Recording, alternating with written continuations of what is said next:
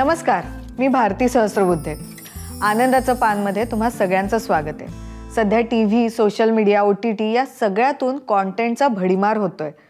विचारही केले नव्हते असे वेगळे विषय कधी आपल्याला थक्क करतात तर कधी आनंदी करून जातात. अगदी तसंच आपण वाचतो त्या साहित्याच्या बाबतीत आहे. एखादी कलाकृती हातात घेतल्यावर त्या पुस्तकाच्या पानागणिक विविध भावनांचा कल्लोळ असतोय अशी वाचकाची परिस्थिती होते. अगदी असाच काहीसा अनुभव देते सध्या चांगलीच चर्चेत असलेली कादंबरी मनसंजावन. कादंबरीचा विषय, मांडणी, मुखपृष्ठ सगळं काही वाचकाला कादंबरीकडे आकर्षित करणार आहे. तेव्हा पेशानं सरकारी अधिकारी असलेल्या संग्राम गायकवाड यांच्या मनसंजावन या कादंबरीविषयी त्यांच्याशीच गप्पा मारूया. संग्राम, खूप खूप स्वागत आहे तुमचं आनंदाचं पानमध्ये. सगळ्यात आधी मनसंजावन कादंबरीचा विषय तुमच्याकडून समजून घ्यायला आवडेल. नमस्कार. मला इथं बोलवल्याबद्दल सुरुवातीला मी आपले धन्यवाद मानतो. मनसंजावन कादंबरी ही सध्याच्या काळामध्ये जे एक आपण सगळेच धार्मिक ध्रुवीकरणामुळं जी काही अस्वस्थता आपल्याला जी जाणवते त्याचा परिणाम म्हणून आपल्या इथली जी पूर्वापारची हिंदू मुस्लिम सामायिक संस्कृती आपल्या इथं जी होती आणि जे खूप चांगल्या प्रकारचं असं समृद्ध असं सहजीवन आपण अनेक दशकांपासून अनुभवलेलं होतं, खास करून ग्रामीण भागामध्ये.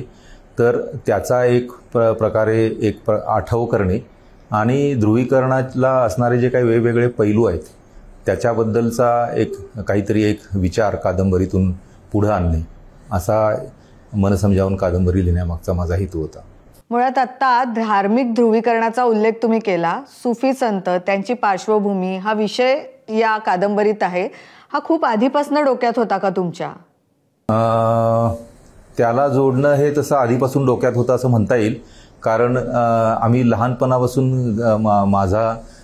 माझं गाव जे आहे सोलापूर जिल्ह्यामधलं, तिथं आमचा नेहमीच एक कनेक्शन होतं आणि तिथं असलेला दर्गा आणि त्या दर्ग्यामध्ये वेगवेगळ्या प्रकारच्या चालणाऱ्या ॲक्टिव्हिटीज आणि नंतर मग मराठी साहित्याचा अभ्यास करताना दखनी आणि दखनीच्या मार्फत वेगवेगळ्या सुफी संतांचं त्यांच्या वेगवेगळ्या काव्यरचनांचं वाचन, या सगळ्या गोष्टी आपोआपच या विषयाचा विचार करताना आल्या. कारण सुफी वारसा आणि दखनी सगळ्यांना सामायिक असणारी संस्कृती हे एक महत्त्वाचे आधार आपल्या समाज जीवनाचे आहेत आणि खास करून ध्रुवीकरणाविषयी विचार करताना त्यांच्याशी संबंध जोडणं हे अगदीच महत्त्वाचं असं आहे. मनसंजावन ही कादंबरी आत्ताच्या समाज जीवनाची कादंबरी असं म्हणता येईल का? किंवा तुम्हाला समाज कसा दिसतोय तो तुम्ही मांडलाय असं आपण म्हणू शकतो का? अगदीच. आत्ताचं जे काही समाज वास्तव असेल तर त्याच्या जितक्या काही बाजू असतील या प्रश्नाच्या अनुषंगानं त्या सगळ्या बाजूंना कवेत घेण्याचा किंवा त्यांना स्पर्श करण्याचा प्रयत्न मी म्हणजे कादंबरी लिहिताना करत होतो किंवा माझी ती तशी इच्छा होती की त्यात सगळे पैलू, सगळ्या बाजू यायला पाहिजेत. कारण ध्रुवीकरणाचा परिणाम म्हणून जी एक महत्त्वाची गोष्ट घडते ती अशी की एक रिडक्शनिस्ट अशा टेंडन्सीज येतात की तुम्ही एक लेबलिंग केलं जातं किंवा नॅरो ब्रॅकेटमध्ये लोकांना टाकलं जातं आणि त्याचे जे डिटेल्स असतात त्याच्या अनेक वैविध्यपूर्ण बाजू असतात त्याच्याकडे दुर्लक्ष केलं जातं. तर या सगळ्या ज्या बाजू आहेत आपल्या सध्याच्या समाजात सुद्धा त्या एका प्रकारे याच्यावरती प्रतलावरती आणणे आणि त्याच वेळेला ध्रुवीकरणामुळं कशा प्रकारे एक पॅरोकियल किंवा नॅरो पद्धतीने गोष्टींकडं दुर्दैवानं बघितलं जातं हे सुद्धा आणणं असा एक त्याच्यामागं उद्देश होता. मनसंजावन कादंबरीच्या माध्यमातून संत कबीर, संत रामदास, शाह तुराब या सगळ्यांनी जी शिकवण दिली आहे ती एकत्र गुंफायचा तुम्ही प्रयत्न केलाय. तर त्यामागची भूमिका काय, ते कसं जमलं, कसं साधलं? हो. यांचं वाचन माझं कुठल्या ना कुठल्या अनुषंगानं पूर्वीपासून थोडंफार झालेलं आहे. पण या कादंबरीच्या निमित्तानं मला ते जास्त सखोलपणे करता आलं आणि तुम्ही अगदी खूप नेमके उल्लेख केले शाह तुराब आणि रामदास. तर तो जो सगळा काळ होता साधारणपणे 15व्या शतकाच्या मध्यापासून ते 18व्या शतकापर्यंतचा, तर या काळामध्ये खूप मोठ्या प्रकारची देवाणघेवाण होत होती वेगवेगळ्या धर्मियांमध्ये, खास करून हिंदू आणि मुस्लिम. म्हणजे रामदासांनी दखनी भाषेमध्ये पदावल्या लिहिलेल्या आहेत, त्याला मुसलमानी अष्टकं म्हणतात. शहातुराव आणि रामदासांच्या मनाचे श्लोक एका प्रकारे रूपांतरण केलेलं आहे. तर खूप असं फ्लुईड, असं द्रवरूप अशा प्रकारची एक वातावरण होतं. दोन्हीकडच्या लोकांना एकमेकांच्या याच्यामध्ये आपल्याच गोष्टी दिसत होत्या. तर ते सगळं या निमित्तानं मला परत एकदा रिव्हिजिट करता आलं आणि ते त्याच्याकडे लक्ष वेधता आलं. आणि ते सध्याच्या काळामध्ये खास करून ते खूपच महत्त्वाचं आहे, कारण अशा अतिशय टोकदार आणि कप्पेबंद अशा प्रकारच्या अस्मितांकडे आपण चाललेलो आहोत. त्याच्यामध्ये जी फ्लुइडिटी होती, एकमेकांकडे येणं जाणं आणि देवाणघेवाण होती, एक सामायिक असा प्रकारचा जो एक प्लॅटफॉर्म होता, तो हळूहळू हरपत चाललेला आहे. तर त्या कारणाने हे या सगळ्यांचा धांडोळा घेणं किंवा त्यांना स्पर्श करणं मला आवश्यक वाटत होतं. मुळात ही कादंबरी अगदी काही महिन्यांपूर्वी प्रकाशित झाली आहे आणि आम्ही सुद्धा जेव्हा याच्यावर कार्यक्रम करायचं ठरवलं, ती चर्चा ऐकली या कादंबरीबद्दल म्हणूनच ठरवलं. तर तुम्हाला मिळणारा प्रतिसाद कसा आहे? लोक वाचून तुम्हाला काय प्रतिक्रिया देत आहेत? खूपच चांगला प्रतिसाद मिळतोय. खास करून आपण म्हणजे ध्रुवीकरणाबद्दल बोलतो तेव्हा स्वाभाविकपणे एक पूर्ण अशी रेंज येते, म्हणजे उजव्या आणि डाव्या बाजूची. तर त्यातल्या दोन्हीकडच्या बाजूच्या लोकांकडून मला अतिशय काय म्हणतात त्याला आश्वासक असं म्हणता येतील अशा प्रतिक्रिया येत आहेत. आणि आपण जणू काही वेगवेगळ्या गोष्टींचे शेड्स जे असतात ते बघायला विसरत आहोत की काय, असं मला वाटत असताना अगदी म्हणजे उजव्या विचारसरणीचे म्हणता येतील त्यांच्याकडून सुद्धा मला ॲप्रिशिएट करणाऱ्या, त्याचं कौतुक करणाऱ्या अशा प्रतिक्रिया आल्या. इकडच्या बाजूच्या लोकांच्या पण आल्या. वेगवेगळ्या स्तरातल्या, वेगवेगळ्या काय म्हणतात ते क्षेत्रातल्या अशा लोकांकडून खूप चांगल्या प्रतिक्रिया येतात. संग्राम, खूप खूप आभार. आज आनंदाचं पानमध्ये तुम्ही तुमच्या कादंबरीविषयी गप्पा मारलात त्यासाठी आणि आम्हाला वेळ दिलात त्यासाठी. तुमची ही कादंबरी नुकतीच प्रकाशित झाली आहे, तेव्हा ती जास्तीत जास्त लोकांपर्यंत पोहोचावी यासाठी आमच्याकडून शुभेच्छा आणि पुन्हा एकदा आभार. हो, धन्यवाद. मला या निमित्तानं माझ्या कादंबरीबद्दल बोलायला मिळालं आणि या कार्यक्रमामुळे माझी कादंबरी जास्तीत जास्त लोकांपर्यंत पोहोचेल आणि यासाठी तुमची मदत झाली त्याच्याबद्दल मी धन्यवाद व्यक्त करतो. आणि शेवटी ह्या पुस्तकाचे जे प्रकाशक आहेत, रोहन प्रकाशन, प्रदीप चंपानेरकर, त्यांनी पण पुस्तकाबद्दल खूप जिव्हाळ्याने आणि आस्थेनं काम केलेलं आहे. त्यांचा एक मी उल्लेख करू इच्छितो. आणि मुखपृष्ठ अनवर हुसेन यांनी केलं आहे, ते खूपच सुंदर आहे. त्याच्याबद्दल पण मी कृतज्ञता व्यक्त करतो. धन्यवाद. तर यानंतर जाणून घ्यायचंय एका युवा कवीच्या कविता संग्रहाविषयी. कविता संग्रहाचं नाव आहे CCTVच्या गर्दछायेत. गीतेश शिंदे या युवा कवीचा हा कविता संग्रह, अनेक पुरस्कार या कविता संग्रहाला नुकतेच मिळाले आहेत आणि याला वाचकांचीही पसंती मिळते. तेव्हा याबद्दल जाणून घेऊया गीतेश यांच्याकडूनच. गीतेश, तुमच्या पुरस्कार प्राप्त कविता संग्रहाबद्दल, CCTVच्या गर्दछायेतबद्दल तुम्ही वाचकांना काय सांगाल? नमस्कार. CCTVच्या गर्दछायेत हा माझा दुसरा कविता संग्रह आहे. निमित्त मात्र हा माझा पहिला कविता संग्रह 2014 साली प्रकाशित झाला आणि त्यानंतर तब्बल 9-10 वर्षांनी CCTVच्या गर्दछायेत हा माझा दुसरा कविता संग्रह प्रकाशित झाला शब्दालय प्रकाशनतर्फे. आणि मला सांगायला आवडेल की 1.5-2 महिन्यातच त्याची दुसरी आवृत्ती प्रसिद्ध झालेली आहे. आणि नुकताच 12 मार्चला प्रकाश ढेरे चॅरिटेबल ट्रस्टच्या वतीनं मला यशवंतराव चव्हाण साहित्य पुरस्काराने या कविता संग्रहासाठी सन्मानित करण्यात आलेला आहे. आणि गेल्या 3 महिन्यात या कविता संग्रहाला मिळालेला हा 6वा पुरस्कार आहे. त्यामुळे वाचकांबरोबरच जाणकारांचंही आणि परीक्षकांचंही एक प्रेम या कविता संग्रहाला लाभतंय. हे खरंच कवी म्हणून आनंदाची गोष्ट आहे की आपली कविता रसिकांपर्यंत पोहोचती आहे. अगदी नावापासून सगळंच इंटरेस्टिंग वाटतंय. तेव्हा या नावाविषयी आणि या नावासोबतच यातल्या कवितांविषयी ऐकायला आवडेल आम्हाला. खरंच CCTVच्या गर्दछायेत म्हटलं तर बऱ्याच जणांना हा कविता संग्रह शहरी तोंडावळ्याचा वाटेल, पण तसं नाही आहे की आज ग्रामीण भागात सुद्धा CCTV सगळीकडे आहेत लागलेले. आणि CCTVचं जे स्कॅनिंग आहे हे सुरूच असतं. तर प्रत्येक जण आपल्यावरती नजर ठेवून आहे की काय असं वाटतं. आणि हे आधी भौतिकातल्या CCTVविषयी मी सांगतोच आहे, पण आपले जे डोळे आहेत ते सुद्धा कॅमेरासारखं काम करत आहेत आणि एकमेकांकडे संशयानं पाहतायत, ते एकमेकांना स्कॅन करतायत. म्हणजे कोरोनाच्या काळात तर तुम्ही बघितलं असेल की समोरचा व्यक्ती त्याला कोरोना झाला असेल की नाही असं आपल्याला संशय वाटत राहतो, किंवा समोरच्याकडे काही स्फोटक पदार्थ असतील की काय अशी आपली एक शंका मनात असते. तर त्यामुळे एकमेकांकडे संशयानं पाहण्याची जी वृत्ती वाढत चालली आहे, संवेदना ज्या बोथट होत चाललेल्या आहेत त्याविषयीच्या या कविता आहेत.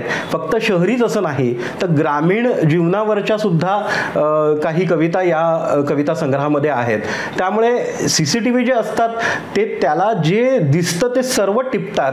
त्याप्रमाणे कवी मनाने सगळं काही जे काय आहे, जे अवतीभोवती घडतं आहे किंवा आतना जो कोलाहल आहे तो बाहेर कसा येतो आहे तो या कविता संग्रहामधनं तुम्हाला नक्कीच वाचायला मिळेल. CCTVच्या गर्दछायेत या कविता संग्रहातली एखादी तुमची आवडती कविता, तिचा काही भाग तुम्ही सादर केलात तर आपल्या प्रेक्षकांना, आपल्या वाचकांना सुद्धा ते आवडेल. मे महिन्याची चाहूल लागण्यापूर्वीच मराठवाड्यामध्ये टँकर फिरायला सुरुवात झालेली आहे.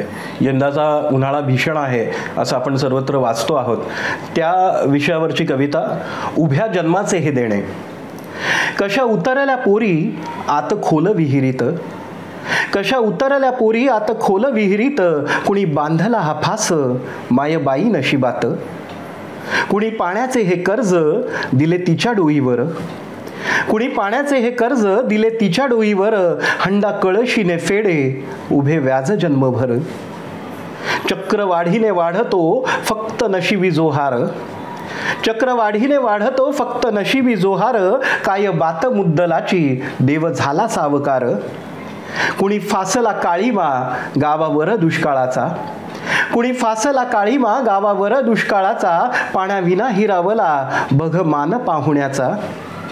वय चालले निघून देई कुणीही ना लेक, वय चालले निघून देई कुणीही ना लेक, गाव बाशिंग बांधून मुळे त्याची सोयरीक.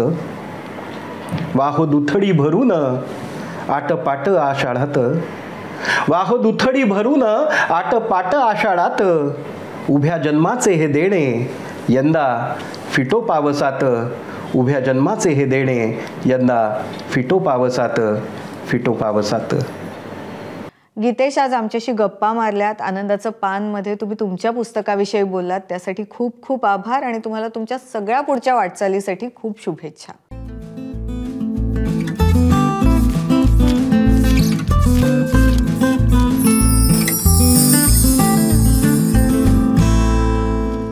आम्हाला आणि तुम्हा सर्व वाचनप्रेमींना सध्या खास विकत घेऊन कोणती पुस्तकं वाचली जात आहेत हे कळतं ते आपल्या टॉप 5च्या माध्यमातून. स्वतः लेखक आणि समीक्षक असलेले पुस्तक पेठेचे संचालक संजय भास्कर जोशी सांगतायत या आठवड्याची वाचक प्रिय 5 पुस्तकं. रसिक हो, नमस्कार. पुन्हा एकदा पुण्यातल्या राजहंस पुस्तक पेठ या आमच्या भव्य ग्रंथदालनातून मी संजय भास्कर जोशी तुमच्याशी गप्पा मारायला आलो आहे. रसिक हो, यावेळची पुस्तकं आहेत ती मला फार आनंद देणारी आहेत, कारण पहिलंच पुस्तक आहे ते खास मुलांसाठी महाराष्ट्र राज्य सरकारने निर्माण केलेलं गोष्टींच्या गुहेत हे पुस्तक आहे. फार गमतीदार पुस्तक आहे. अक्षरशः 1000 पानी असलेलं पुस्तक, पानाच्या 1-2 पानांच्या असंख्य गोष्टी असणारं, लहान मुलांच्या गोष्टी असणारं हे पुस्तक अतिशय कमी किमतीत आहे. मृदुला दाढे जोशी या अनेक कार्यक्रम देखील करत असतात, सदरं लिहित असतात. हिंदी चित्रपटातील संगीताविषयी अत्यंत रसिकपणे विश्लेषण त्या करतात.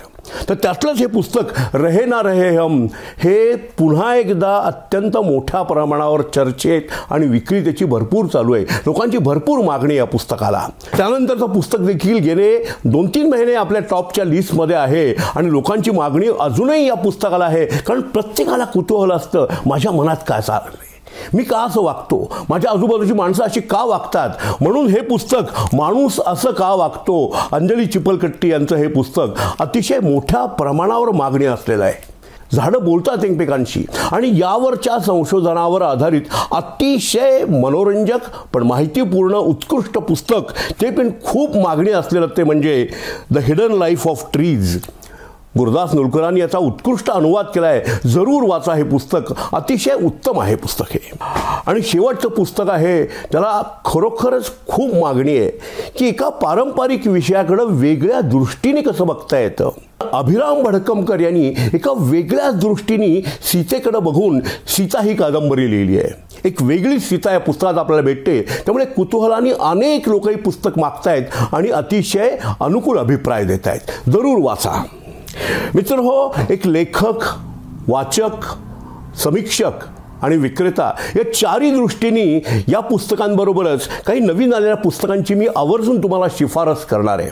त्यातलं पहिलं पुस्तक आहे आत्मप्रकाश. संजय आर्वीकरांचं पुस्तक हे आहे.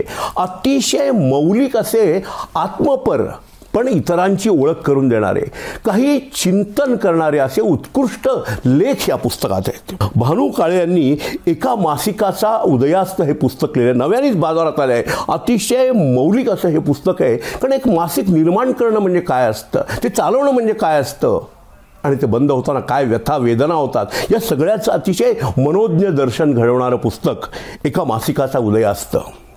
आणि अगदी ताज्या दमाच्या लेखिकेची ताजी ताजी कादंबरी सध्या जी चर्चेत आहे ती म्हणजे ऐश्वर्या रेवडकर यांची विहिरीची मुलगी. स्त्री केंद्रित जगण्यात, मग त्यात लैंगिक बाजू असतील, भावनिक बाजू असतील, जगण्याच्या सामाजिक बाजू असतील, या सर्व अंगांनी स्त्रीत्वाचा, स्त्री असण्याचा घेतलेला खोलवरचा शोध म्हणजे ही कादंबरी विहिरीची मुलगी. तर मित्र हो, ही पुस्तकं जरूर वाचा. नेहमीप्रमाणे वाचा वाचा वाचत राहा. वाचाल तर वाचाल, नाही वाचाल तर समृद्ध व्हाल. धन्यवाद. तर ही होती या आठवड्याची वाचक प्रिय 5 पुस्तकं. मला कल्पना आहे की आता घरोघरी परीक्षांचा सीझन सुरू असणार आहे, पण लवकरच ही सगळी मुलं अभ्यासातनं मोकळी होणार आहे. तेव्हा त्यांच्यासाठी जे साहित्य लिहिलं जातंय ते आवर्जून तुमच्यापर्यंत पोहोचवण्याचा आमचा प्रयत्न असणार आहे. तसंच कुमार वयातील मुलांसाठीही जे उत्तम साहित्य निर्मिती केली जाते त्याचीही माहिती जर तुमच्याजवळ असेल तर आम्हाला नक्की कळवा. त्यासाठी आमचा ईमेल ID आहे anandachapan@gmail.com. उत्तमोत्तम पुस्तकांच्या साथीनं आपण भेटत राहूच, पण तोवर वाचत राहा. धन्यवाद.